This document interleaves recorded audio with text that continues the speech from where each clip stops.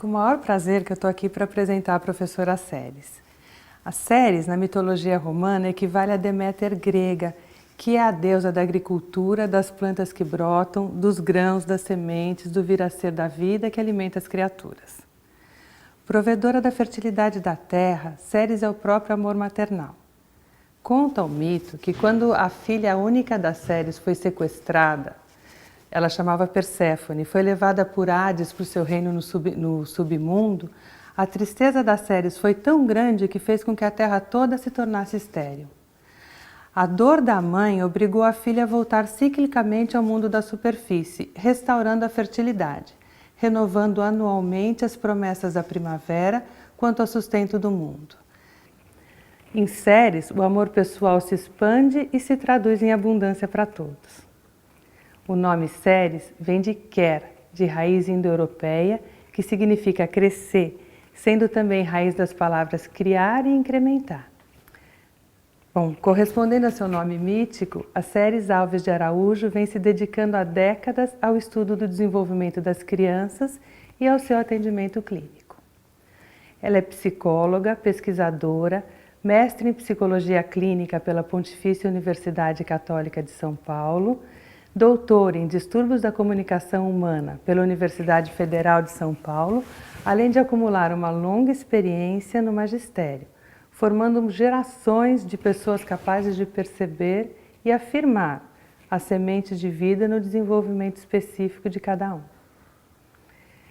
É analista junguiana pela Sociedade Brasileira de Psicologia Analítica e membro da International Association for Analytical Psychology, assim como a Ceres mitológica. Sua compreensão do ser humano se associa sempre à profundidade. A Ceres é docente de pós-graduação do Programa de Estudos Pós-Graduados em Psicologia Clínica de São Paulo, tendo sido anteriormente docente de graduação no curso de Psicologia da mesma universidade e do curso de especialização em Psicoterapia de Orientação Junguiana, coligada a técnicas de abordagem corporal no Instituto Sede Sapiense, sendo neste desde sua fundação até 1988. Eu tenho acompanhado a carreira acadêmica da professora Ceres desde o comecinho. Eu fui sua aluna na graduação, na Faculdade de Psicologia, no Núcleo de Psicomotricidade em 1978. E a Ceres foi supervisora do primeiro caso que eu atendi de uma criança. Eu mesma ainda era quase uma criança. Desde então eu venho aprendendo com a Ceres, renovando sempre, que nem a Perséfone do mito, a admiração pela sua forte consistência teórica, pela clareza do pensamento, pela precisão do diagnóstico. Mais tarde, em 84, quando a professora Ceres começou a dar aula de especialização lá no Instituto Sede Sapiense de São Paulo, eu tive novamente a oportunidade de ser sua aluna e supervisionanda também, num grupo no qual, além da supervisão propriamente dita, ela encorajava a gente a pesquisar os aspectos simbólicos do jogo das crianças. A gente pesquisava o aspecto simbólico de tudo que tinha na sala de ludo. Era o ar, o fogo, a água, não só os brinquedos, mas também os elementos. Ceres nos atendia num grupo grande, que era aflito, inseguro, com diplomacia, e ela acolhia generosa e tinha muita habilidade em dar a cada um de nós o que cada um precisava ouvir, alimentando assim o grupo todo, com sementes de respeito difíceis de brotar num solo tão ansioso. Primeiro eu vivi, mais tarde aprendi que uma das principais características da Ceres mitológica é a sua capacidade de mediação. Já em 2006, na pós-graduação de Psicologia Clínica lá da PUC de São Paulo, eu tive o privilégio de ser sua aluna mais uma vez, tanto no Núcleo de Estudos Junguianos quanto no de Psicossomática. Dessa vez, eram as outras características que se sobressaltaram da Ceres. Era a sua atualização permanente de todos os seus conhecimentos, a exigência da mesma atitude na gente, nos seus alunos, nas pesquisas que ela orienta, além da ênfase na necessidade de comunicação clara e eficiente com os profissionais das outras áreas afins, sempre em parceria interdisciplinar. Seus trabalhos de pesquisa abrangem a área do desenvolvimento humano, considerado principalmente em seus primórdios. Os estudos se relacionam à gênese do complexo cérebro-mente no desenvolvimento típico e atípico, à luz da teoria analítica, na sua interface com as teorias desenvolvimentistas, ancoradas nas neurociências. Tem sido também uma constante sua preocupação em buscar atualizar os pressupostos e conceitos das teorias de desenvolvimento frente às mudanças da cultura e da sociedade. Em suas publicações, destacam-se os estudos e as pesquisas sobre o autismo, considerado como uma forma atípica do desenvolvimento humano, assim como os estudos sobre resiliência, que é a capacidade humana de se sobrepor à dificuldade. É consultora ad hoc do Conselho Federal de Psicologia no que diz respeito aos testes psicológicos, por seu interesse em buscar medidas para o desenvolvimento típico e atípico, a fim de tornar possíveis os diagnósticos diferenciais e as intervenções cada vez mais precoces. O mito de Ceres conta que ela sempre resistiu às tentações de Júpiter para que fosse morar no Olimpo junto com os outros deuses, escolhendo permanecer perto da Terra, onde a vida germina. Comentando sobre o fato de que muitos profissionais começam a atender as crianças e depois desistem de atender as crianças, a Ceres sempre disse que ia permanecer até o fim uma estudiosa do desenvolvimento, bem pertinho das fontes, e que seria uma velha terapeuta das crianças. Por sua clareza, pela organização do pensamento, pela atualização, pela generosidade, pela gentileza, pela diplomacia, Ceres Alves de Araújo se destaca como referência acadêmica em psicologia do desenvolvimento, no mundo junguiano e fora dele. Entretanto, o aspecto mais marcante da sua personalidade acadêmica, o lugar onde a mitologia se revela enquanto destino, é o profundo respeito que demonstra sempre pela autonomia de pensamento e trabalho de cada um dos seus alunos. Pelo fomento e apoio oferecido ao desenvolvimento de nós todos, pacientes, alunos, supervisionandos, orientandos, pela gestação generosa de pessoas e profissionais que com ela convivem e aprendem, não apenas a teoria fortemente embasada, mas uma atitude provedora de crescimento, a Ceres espalha sementes no seu trabalho e cultiva amorosamente a terra. Ceres, a mediadora entre os mundos, é considerada também a deusa da autoridade. Por isso eu quero agradecer muito a participação dela durante toda a minha vida. Eu nasci em 28 de fevereiro de 1946, na cidade de Belo Horizonte, Minas Gerais, e como a mais velha de uma família de 5. Fui uma criança que teve pais muito amorosos. Passei em Belo Horizonte toda a minha primeira infância e parte dessa segunda infância. Era uma época, para as crianças, muito diferente da de hoje. Brincava-se muito pelo prazer de brincar, sem apelos a rendimentos. O brincar prestava-se, evidentemente, ao exercício de funções perceptivas, motoras e mentais, mas a ênfase não era colocada no produzir. Brincava-se o tempo inteiro e entrava-se na escola muito mais tarde. Eu comecei os estudos primários no Instituto de Educação de Minas Gerais, em 1953, e continuei esses estudos no Externato Nossa Senhora de Lourdes, em São Paulo, em 1955, terminando esses estudos em 1957. A mudança de minha família para São Paulo trouxe uma alteração importante na minha vida escolar. Eu estudava em uma escola que se propunha como uma das primeiras escolas experimentais do país. E aqui em São Paulo, eu fui transferida para uma escola primária das mais tradicionais. Consegui me adaptar, mas precisei combinar duas formas muito diversas de aprender. Depois, eu fiz o ginásio no Instituto de Educação Caetano de Campos, com o objetivo de frequentar a escola normal depois nesse instituto. Essa escola normal era muito afamada na época. Entretanto, eu tinha muito mais facilidade em matemática, então não teria nada a ver com a escola normal. E por isso fui fazer o curso científico. Eu pretendia estudar biologia, pois eu me interessava por genética vegetal e, sem dúvida, muito influenciada pela profissão e atividade do meu pai, que é engenheiro agrônomo. Foi meu pai Wilson, que escolheu meu nome, Ceres. Nas vésperas do vestibular, eu tive uma intuição, ou sonhei, de que não seria bom para mim, de forma alguma, ser uma pesquisadora confinada a um laboratório. Por quê? Porque eu era tímida demais e tal ocupação poderia ser um agravante importante a essa timidez. Assim, eu decidi escolher uma faculdade relacionada às ciências humanas. Prestei exames vestibulares ao curso de Psicologia da Faculdade de Filosofia, Ciências e Letras Sede Sapiense, da Pontifícia Universidade Católica de São Paulo, e fui aprovada. Na faculdade, o grande incentivador da minha escolha para trabalhar com crianças foi o saudoso professor Dr. Ain Grunspun, um dos precursores da psiquiatria infantil no Brasil, cujo valor incontestável o fez membro da Academia Paulista de Psicologia.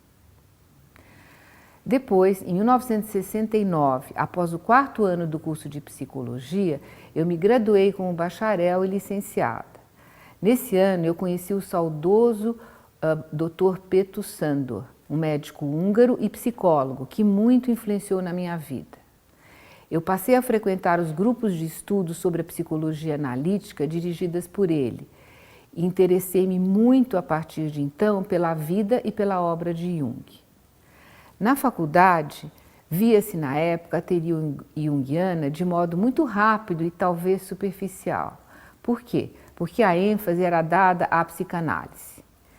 Com o professor Sándor, eu aprendi a abordar a teoria junguiana primeiramente como uma filosofia sobre a existência do homem, para mais tarde integrá-la como um sistema de referência para a prática da psicoterapia. No 5º ano do curso de Psicologia, eu me interessei muito pelo atendimento clínico à criança e eu prestei um concurso público para o quadro de estudante estagiário de Psicologia da Secretaria de Educação e Cultura do município de São Paulo e fui aprovada em primeiro lugar. Concluindo o curso de graduação em 1970, eu recebi o diploma de psicólogo e casei-me próximo ao término da faculdade. Me interessei depois pelo atendimento a crianças e adolescentes e por isso fui me inscrever e fui aceita no curso de especialização em Psicologia, Psicoterapia Infantil e do Adolescente da Faculdade de Filosofia, Ciências e Letras, Sede Sapiense da PUC. Meu primeiro filho, Henrique, nasceu logo depois que eu concluí a especialização. A família cresceu com o nascimento de uma filha, Juliana. Casei-me novamente. Meu marido, Sérgio, é também professor e pesquisador, o que permite o partilhar de projetos e sonhos na área pessoal e na área profissional. A família cresceu mais ainda, com o nascimento de 3 netos, Guilherme, Gabriela e Antônio. Na faculdade, eu me interessei muito pelos estudos relativos à integração cérebro-mente. Possivelmente, esse interesse ligava-se às reminiscências do meu desejo antigo de estudar biologia e genética, que eu não pude me dedicar porque eu era tímida demais. Eu não conseguia entender que a psique poderia ser não corporificada, o que era muito enfatizado nas teorias psicológicas dessa época, tem muito tempo isso. Os distúrbios das habilidades motoras, os transtornos psicomotores despertaram muito a minha atenção, levando-me a participar de equipes interdisciplinares para tentar compreender a integração cérebro-mente.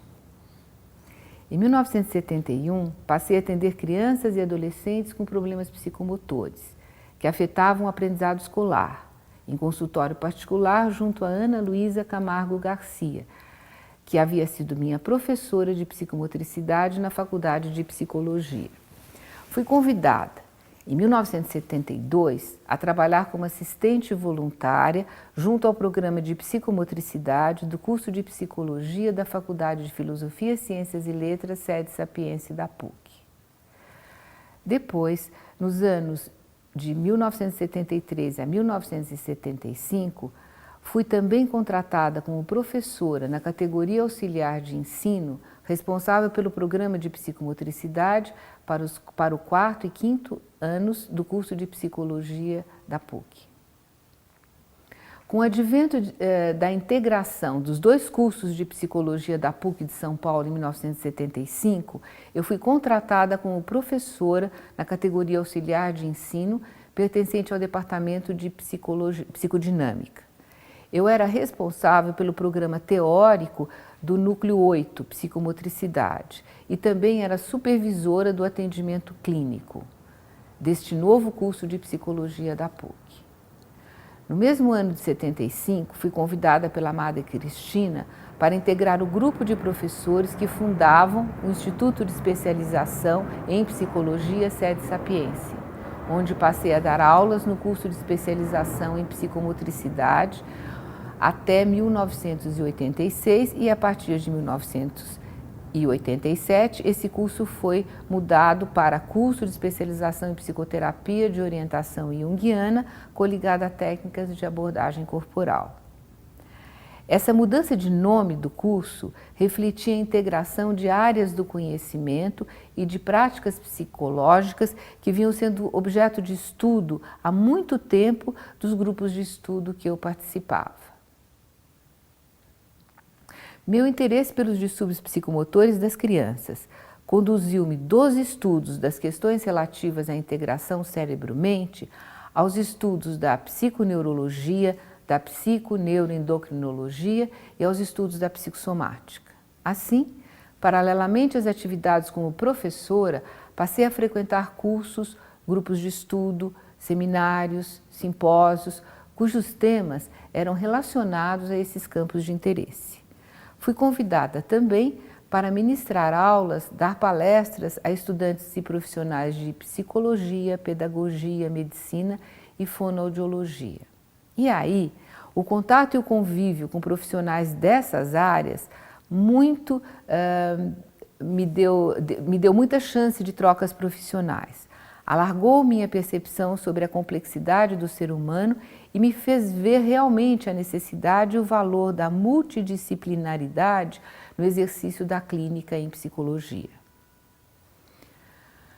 Por acompanhar a evolução que ocorria nos estudos sobre psicomotricidade em outros países, principalmente na França e na Bélgica, o trabalho em reeducação psicomotora que a gente fazia passou a ser compreendido como uma terapia relacional, que então era chamada terapia psicomotora. Por saber que uma psicoterapia não pode ser definida pelas técnicas utilizadas, mas que sim, ela se define pela linha psicológica que determina os pressupostos teóricos e os princípios da metodologia psicoterapêutica, eu passei a acreditar que as crianças com distúrbios psicomotores poderiam se beneficiar muito mais de uma abordagem psicoterapêutica que utilizasse também como recursos de técnica o brincar com o próprio corpo. E assim, na minha dissertação de mestrado, O Corpo Lúdico, sua utilização na psicoterapia infantil de orientação junguiana, que foi defendida em 1986 no Programa de Estudos Pós-Graduados em Psicologia Clínica da PUC de São Paulo, eu procurei sistematizar essa proposta. Acho que consegui. Esse trabalho apenas foi possível, entretanto, pelos incentivos que foram muito importantes para mim da professora doutora Matilde Neder, membro titular da Academia Paulista de Psicologia, minha orientadora no mestrado, que me deu coragem para escrever sobre o que eu fazia na prática clínica. Muito me foram úteis também nessa época os ensinamentos do professor Dr. Petussandor, que desde o início dos anos 70 vinha com suas traduções das publicações originais de Jung e Neumann, ensinando quem era a criança do ponto de vista junguiano. Eu devo à generosidade e à sabedoria do professor Dr. Petussandor a compreensão da criança em sua integração psicofísica, à luz da psicologia analítica. A criança do Dr. Sandor, a criança de Jung, foi a criança que eu aprendi a lidar. Acredito ter conseguido com a dissertação de mestrado uma síntese, a possibilidade de uma psicoterapia infantil de orientação junguiana que incluísse o considerar do corpo na sua fenomenologia e no seu simbolismo. Nesse período, já era do meu interesse os estudos sobre o autismo infantil, uma vez que muitas das crianças que me eram encaminhadas por serem portadoras de distúrbios psicomotores eram autistas, o diagnóstico era errado. Passou a ser também minha preocupação a necessidade do psicodiagnóstico mais preciso em crianças bem pequenininhas. Em 1987, fui convidada pelo professor Dr. Raimundo Mano Vieira para realizar o doutorado no curso de pós-graduação em distúrbios da comunicação humana da Escola Paulista de Medicina. A participação em uma equipe multidisciplinar do Ambulatório de Distúrbios de Comunicação do Hospital São Paulo me permitiu desenvolver estudos e pesquisas a respeito do diagnóstico diferencial de crianças que apresentavam como sintomas distúrbios da comunicação, distúrbios sérios, mas cujas etiologias eram muito diferentes.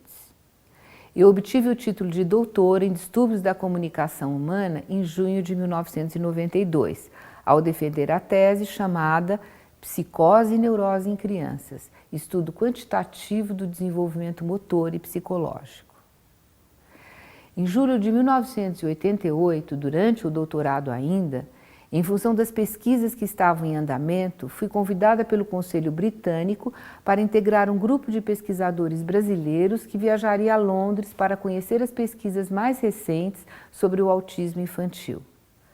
A indicação do meu nome para o convite foi feita pelo professor Dr. José Salomão Schwartzman, a quem devo muito do meu conhecimento sobre crianças. Ele é um precioso amigo.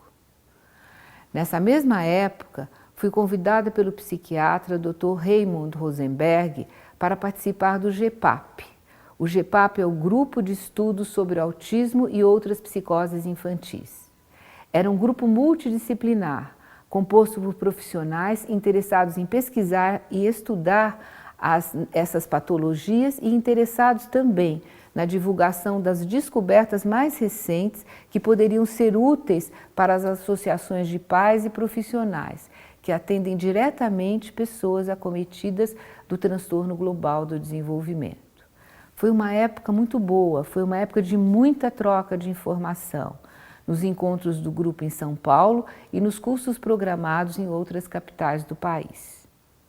Foi também por meio do GEPAP que eu pude entrar em contato com pesquisadores de renome sobre o autismo, de países como a Suécia, com o Dr. Christoph Gilbert, Inglaterra, com a doutora Uta Fritz e o Dr. Simon Baron-Cohen e a doutora Francesca Rapé, e Estados Unidos, com o Dr. Amir Klin. Também, nesses anos, eu conheci as mães fundadoras da AMA, Associação de Amigos do Autista, e por meio delas entrei em contato com a ABRA, Associação Brasileira de Autismo. Pude colaborar com essas associações, participando da organização de encontros anuais e de congressos. O atendimento na clínica de crianças, adolescentes e adultos com autismo, especialmente com aqueles autistas diagnosticados com a síndrome de Asperger ou autismo de alto funcionamento, trouxe uma experiência inestimável. Foram esses pacientes e essas famílias que me tornaram uma psicóloga especializada em autismo. Interessando-me mais especificamente por ensinar a metodologia do psicodiagnóstico, principalmente do diagnóstico diferencial em crianças bem jovens, em bebês, passei a trabalhar em 1992 com alunos dos últimos períodos do curso de graduação em psicologia da PUC e a trabalhar como supervisora da clínica psicológica. Quando fui aceita, em julho de 1993, como candidata analista pela SBPA, Sociedade Brasileira de Psicologia Analítica, eu sabia que no fim do curso, ao apresentar a monografia de conclusão, eu escreveria sobre autismo. Tive como orientador o Dr. Carlos Baiton.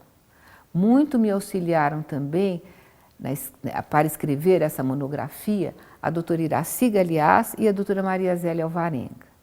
Sou muito grata à SBPA pelos anos de estudo que me propiciaram e pela autoridade que me conferiu ao aceitarem a monografia sobre o processo de individuação no autismo.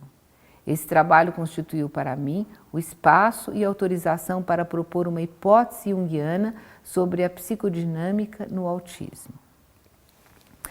Para mim, o autismo é uma área privilegiada de pesquisa. Para capacitar-me a essa área de pesquisa, eu precisei entrar nova e profundamente no estudo do desenvolvimento humano. O autismo é hoje definido como um distúrbio do desenvolvimento. Essa definição é diferente da definição de décadas atrás. O autismo é considerado como presente desde o início da vida e os sintomas expressam o funcionamento atípico de um sistema nervoso alterado. Para compreender como ocorre esse funcionamento atípico, precisei estudar os novos achados das neurociências, para entender como hoje se acredita que se desenvolve o ser humano dito normal. Ao estudar os fatores de risco no desenvolvimento, eu me deparei com os estudos que vêm sendo feitos nas últimas décadas sobre os fatores de proteção no desenvolvimento. Em meados dos anos 90, aprendi com analistas junguianos no Uruguai o conceito de resiliência, conceito desconhecido para nós brasileiros até então. A resiliência é definida nas ciências humanas como a capacidade para superar e crescer com a adversidade. Os estudos que pude fazer a respeito do construto resiliência e de suas aplicações remeteram-me diretamente às famílias dos meus pacientes autistas. Nenhuma patologia pode causar tanto estresse e adversidade na vida de mães, pais e irmãos como parece ser no caso do autismo. Em 2002, quando comecei a dar aulas e orientação no programa de estudos pós-graduados em psicologia clínica da PUC, no núcleo de psicossomática e psicologia hospitalar, e depois também no núcleo de estudos junguianos, passei a pertencer a duas linhas de pesquisas do programa: Fundamentos em Psicologia Clínica e Orientações Contemporâneas em Psicologia Clínica. E são nessas duas linhas de pesquisa que eu desenvolvo meus projetos. Os projetos de pesquisa relacionados ao autismo infantil permitem contatos proveitosos com os programas de pós-graduação de outras universidades, a USP, a Unifesp, o Mackenzie em São Paulo e a Universidade de Brasília. Os projetos de pesquisa, que têm por tema resiliência, me levaram a dar aulas como professora convidada no curso de Administração de Recursos Humanos do Programa de Educação Continuada da Escola de Administração de Empresas de São Paulo da Fundação Getúlio Vargas.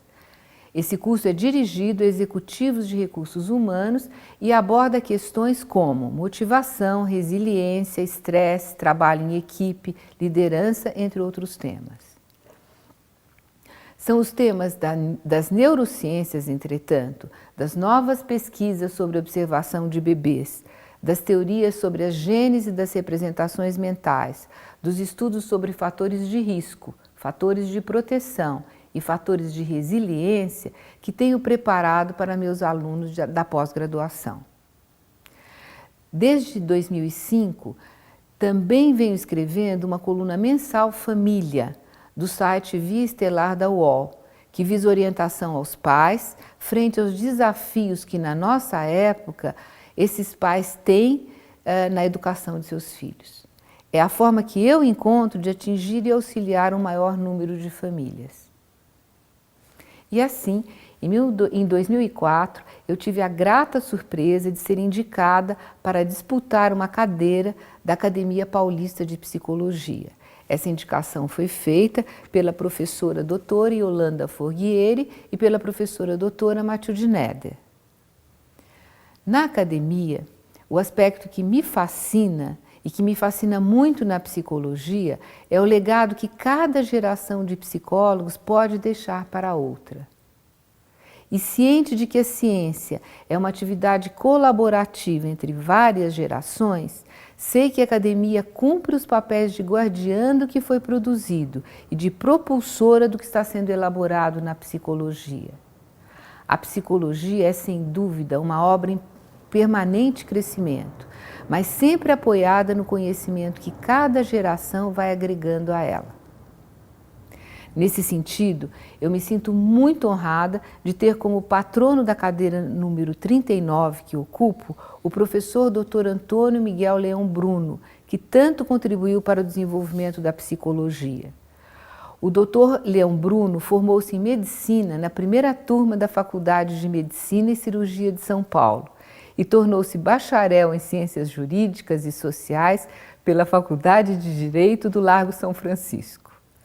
Ele desenvolveu inúmeras pesquisas de âmbito científico em diversas áreas, como direito constitucional, direito criminal, direito social, medicina legal, medicina social, psicodiagnóstico, tornando-se um dos precursores e membro fundador e presidente da Sociedade de Rocha de São Paulo.